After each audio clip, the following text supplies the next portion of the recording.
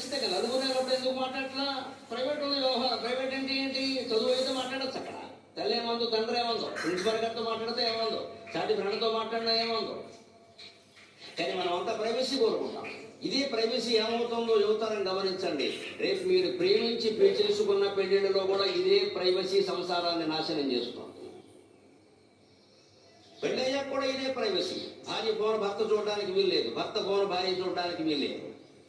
ఎందుకని భార్యాభర్తల అనుబంధం చూడడానికి వీల్లేదు నువ్వు అంటున్నావు అంటే సంథింగ్ సంథింగ్ సంథింగ్. లేకపోతే ఎందుకంటున్నావు అక్కడ ఏమి ఇబ్బంది లేనప్పుడు ఆ ఫోన్ అక్కడ బారేయచ్చుగా. హాల్లో ఎవరైనా వస్తే నాన్నగారు ఫోన్ అని పట్టుకొచ్చి ఇస్తారు కదా, నష్టం ఏముంది? ఇవ్వడానికి ఒప్పుకొట్టి నా ఫోన్ కూడా ముట్టుకోవద్దని అంటున్నావు అంటే ఒకటి చిన్నపిల్లలు ఉంటే అనొచ్చు, ఏదైనా పాడవుతుందన్న ఉద్దేశంలో. లేదా భార్యను కూడా ఫోన్ ముట్టుకోవద్దు అంటున్నావు అంటే తేడా ఉందన్నమాట అక్కడ ఖచ్చితంగా. ఎందుకంటే నష్టం అంటే యాపలనే